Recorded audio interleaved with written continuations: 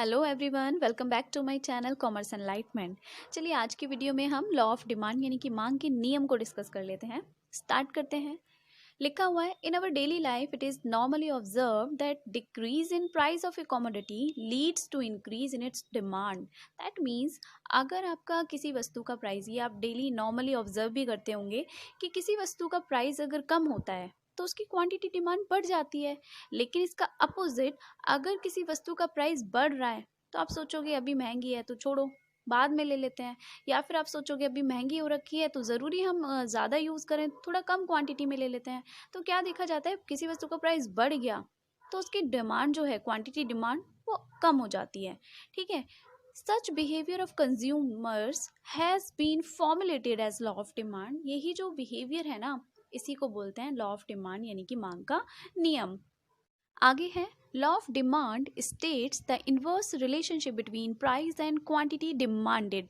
That means आपका जो law of demand है उसमें इन्वर्स रिलेशनशिप होता है। हाँ, वो तो क्लियर है, प्राइस बढ़ने पे क्वांटिटी का कम होना और प्राइस घटने पे क्वांटिटी का बढ़ जाना। और आपको ध्यान होगा, हमने इसका डायग्राम भी डिस्कस किया था अपनी पिछली वीडियोस में। तो कैसा होता है डायग्राम, अगर आप भूल रहे हैं तो चलिए एक बार डायग्राम भी देख लेते हैं। अब देखिए इस डायग्राम में क्या है, जब प्राइस इतना है तो आप कितना डिमांड कर रहे हो, इतना डिमांड कर रहे हो। लेकिन प्राइस बढ़ के इतना हो गया तो देखिए आपकी डिमांड तो कम हो गई ना, यहाँ से यहाँ पर आ गई आपकी डिमांड। और अब जब आप इनके पॉइंट्स को यहाँ पे मैच करोगे तो आपका जो डिमांड कर्व है यानी कि डिमांड लाइन है, वो आपकी देखो ऊपर से नीचे की तरफ, बाईं से दाईं ओर नीचे की तरफ जाती हुई होती है। यह है आपका डिमांड कर्व। और ये जो रिलेशन है कि प्राइस बढ़ने पर डिमांड का कम होना और प्राइस कम होने पर डिमांड का बढ़ जाना, यही तो आपका इन्वर्स रिलेशन होता है कि नहीं। चलिए फिर, अब आपको क्लियर है तो वापस कंटेंट पे जाते हैं। हाँ, तो कहाँ पर थे हम ये लाइन समझ रहे थे, law of demand states the inverse relationship between price and quantity demanded. But आगे क्या लिखा है, आगे लिखा है कीपिंग अदर फैक्टर्स कांस्टेंट, यानी कि अन्य बातें समान रहें, स्थिर रहें, तब आपका प्राइस एंड क्वांटिटी में इन्वर्स रिलेशन होता है। अब ये अदर फैक्टर्स कौन से होते हैं, तो आपको ध्यान होगा हमने अपनी पिछली वीडियो में कुछ फैक्टर्स डिस्कस किए थे जो डिमांड को इफ़ेक्ट करते हैं। डिमांड को इफ़ेक्ट करने का मतलब, कुछ फैक्टर्स हैं जो डिमांड को इफ़ेक्ट करेंगे। तो जो हम बेसिकली सोचते हैं ना कि प्राइस बढ़ने पर क्वांटिटी डिमांड कम होती है, प्राइस कम होने पर क्वांटिटी डिमांड बढ़ जाती है, तो उन फैक्टर्स की वजह से अगर वो कुछ फैक्टर्स इफ़ेक्ट कर रहे हैं तो वो रिलेशन नहीं आएगा जो हम नॉर्मली मान के चल रहे हैं। ठीक है। तो ये वही बात कहना चाह रहा है कि जो कुछ फैक्टर्स हैं वो अगर स्थिर रहें तो ही ये मांग का नियम फॉलो होगा। तो इसके लिए मांग का नियम फॉलो होने के लिए कुछ मान्यताएं डिसाइड की गई हैं या मान्यताएं मानी गई हैं, अजम्पशंस हैं कुछ, जिनको हम डिस्कस कर लेते हैं।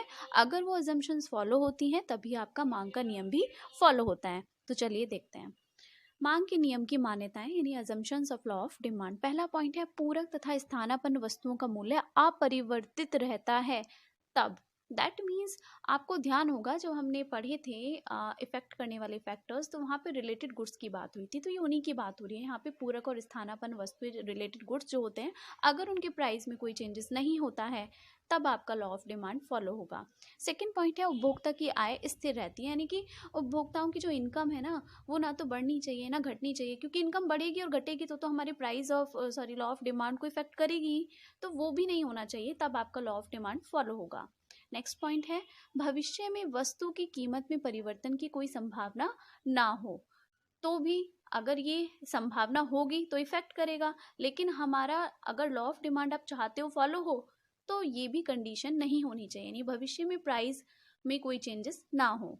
फोर्थ पॉइंट है, समाज में फैशन रुचि आदि स्थिर है, यानी कि फैशन और आपका जो भी प्रेफरेंस देते हो, टेस्ट समाज का, उसमें भी कोई चेंज नहीं होना चाहिए। अगर ये सारे फैक्टर्स फॉलो हो रहे हैं देन आपका लॉ ऑफ डिमांड फॉलो होगा। अब मैं यहाँ पे आपसे एक और बात डिस्कस कर लेती हूँ कि अगर आप एग्ज़ाम के पॉइंट ऑफ व्यू से देखते हो और एग्ज़ाम में आपका मांग का नियम यानी लॉ ऑफ डिमांड के बारे में लिखने को आता है, तो ये ध्यान रखिएगा, लॉ ऑफ डिमांड जो है वो इसकी मांग की जो मान्यताएं हैं, अजम्पशंस के बिना इनकम्प्लीट होता है। तो अगर आपका मांग का नियम आता है तो आप उसको डिस्क्राइब करने के साथ में उसकी अजम्पशंस भी लिख के आओगे, तभी वो अपने आप में कंप्लीट माना जाएगा। तो ये दोनों के दोनों आप साथ में चलते हैं, ठीक है, नियम और उसकी मान्यताएं। चलिए फिर अब मैं एक एक और बात आपसे बोलती हूँ, आपके माइंड में एक क्वेश्चन आ रहा होगा कि क्या सभी प्रकार की वस्तुएं और उनकी जो क्वांटिटी डिमांड होती है, यानी किसी भी वस्तु का प्राइस और क्वांटिटी डिमांड में क्या हमेशा ही इन्वर्स रिलेशन होता है? क्या ये नियम हमेशा ही हर टाइप के गुड्स में फॉलो होगा? तो मैं बोलूँगी नहीं, ऐसा नहीं है। और क्यों नहीं है तो मैं आपको बता दूँ, आगे हम वही डिस्कस करने वाले हैं। मांग के नियम के ना कुछ अपवाद भी हैं, यानी कि कुछ एक्सेप्शंस भी होती हैं लॉ ऑफ डिमांड की।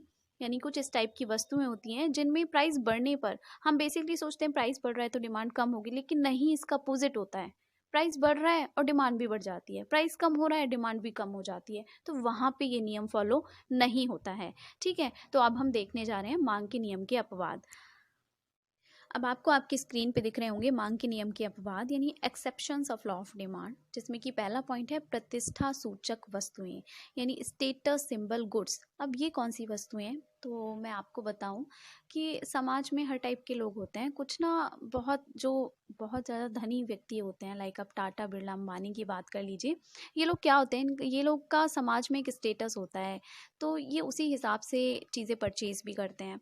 तो इनके लिए क्या है, महंगी से महंगी वस्तुएं ये लेते हैं। क्यों? ये सोचते हैं कि है भाई हमारा ही एक पोजीशन है, हमें वो बनाए रखनी है, हमारी एक रेपुटेशन है वो हमें बनाए रखनी है। हाँ, तो उसके लिए क्या होगा, ये महंगी से महंगी वस्तुएं लेते हैं और ब्रांडेड चीज़ें लेते हैं। तो क्या करते हैं, अगर किसी भी वस्तु का एक्सपेंसेस, और कैसी वस्तुएं होती हैं ये ना, एक तरह से आप समझ सकते हो शो ऑफ वाली जो चीज़ें होती हैं, लग्जूरियस फर्नीचर समझ लो आप इसमें, या बहुत लग्जूरियस गाड़ियों की बात कर लीजिए। तो ये अपनी पोजीशन के अकॉर्डिंग पैसा इन्वेस्ट करते हैं। और जो वस्तु अगर महंगी है तो ये सोचेंगे ब्रांडेड है, वो इनके स्टेटस को मैच करेगी तो वो लेंगे। अगर प्राइस में थोड़ा सा भी कमी आएगा तो ये कहेंगे अरे मेरे स्टेटस से मैच नहीं हो रहा, ये चीज़ तो डाउन हो गई है, इसका तो प्राइस ही डाउन हो गया है, मेरी तो एक रेपुटेशन है, नहीं अब ये मैं नहीं लूँगा। तो ये जो लग्जूरियस गुड्स होती हैं, सिम्बॉलिक गुड्स होती हैं, उनमें क्या होगा, स्टेटस वाली जो गुड्स होती हैं, ये लोग क्या करेंगे, प्राइस बढ़ता है तो उसी वस्तु को लेंगे जो महंगी है, और प्राइस कम हो गया तो ये नहीं लेंगे क्योंकि इनकी स्टेटस से अब वो मैच नहीं कर रही है। तो यहाँ पे उल्टा हुआ, प्राइस बढ़ा तो डिमांड भी बढ़ गई, लेकिन प्राइस कम हुआ तो डिमांड भी कम हो गई। तो इस टाइप की जो गुड्स होती हैं, इनमें आपका जो लॉ ऑफ डिमांड है, जो इन्वर्स रिलेशन को शो करता है, हमने डायग्राम भी देखा था ना इन्वर्स रिलेशन का, वो यहाँ फॉलो नहीं करता। और यहाँ पे फॉलो नहीं करता तो वो डायग्राम जो, अगर इन वाली गुड्स का डायग्राम बनाएंगे तो वो आपका इन्वर्स रिलेशन नहीं होगा, इनमें होता है डायरेक्ट रिलेशन। और डायरेक्ट रिलेशन को डायग्राम के थ्रू कैसे एक्सप्लेन करेंगे, ये भी मैंने पिछली वीडियोज़ में बताया था, बट आप भूल गए हो तो एक बार इसका भी डायग्राम देख लेते हैं। अब इस डायग्राम में देखिए, जब प्राइस इतना था तो कितना क्वांटिटी डिमांड था यहाँ पर था, लेकिन जब प्राइस बढ़ गया तो देखिए डिमांड भी बढ़ गया। और अगर आप इस डायग्राम में अब ये दोनों पॉइंट मिलाओगे तो आपका जो डिमांड कर्व है ये इस टाइप से जाएगा। यानी कि हमारा जो नॉर्मली डिमांड कर्व होता है वो ऊपर से नीचे की तरफ, बाएं से दाएं जाता है, लेकिन यहाँ पे नीचे से ऊपर की तरफ जाएगा, बाएं से दाएं ही जाएगा लेकिन नीचे से ऊपर की तरफ जाएगा। अब यहाँ पे प्राइस बढ़ने पर देखो डिमांड भी बढ़ी, तो इसको बोलते हैं डायरेक्ट रिलेशन। चलिए अब वापस कंटेंट पे आते हैं और बाकी के पॉइंट डिस्कस करते हैं। तो देखिए सेकंड पॉइंट है हमारा गिफिन विरोधाभास, या गिफिन गुड्स क्या होती हैं। तो गिफिन गुड्स होती हैं लो क्वालिटी की, यानी घटिया क्वालिटी की जो वस्तुएं होती हैं। अब घटिया क्वालिटी की वस्तुओं में देखो, पहले से ही कोई सस्ती चीज़ें थी, उनका प्राइस और कम हो गया तो लोग सोचेंगे यानी कि इसने तो और अपनी क्वालिटी गिरा दी होगी, तो क्या लें अभी हम इसको। तो जो लो क्वालिटी की चीज़ें होती हैं ना, उनके प्राइस कम होने पर उनकी डिमांड भी कम हो जाती है। लेकिन अगर ऐसे गुड्स का प्राइस बढ़ जाता है तो फिर वो नॉर्मल गुड्स में आ जाता है। लोग सोचते हैं यानी इसने अपनी क्वालिटी को कुछ इम्प्रूव किया है तो चलो लेके देखते हैं, तो प्राइस बढ़ने पे डिमांड भी बढ़ जाती है। तो यहाँ भी आपका डायरेक्ट रिलेशन हो गया, तो लॉ ऑफ डिमांड आपका फॉलो नहीं करता है। चलिए नेक्स्ट पॉइंट देखते हैं। नेक्स्ट है आपका उपभोक्ता की अज्ञानता, यानी कंज्यूमर इग्नोरेंस।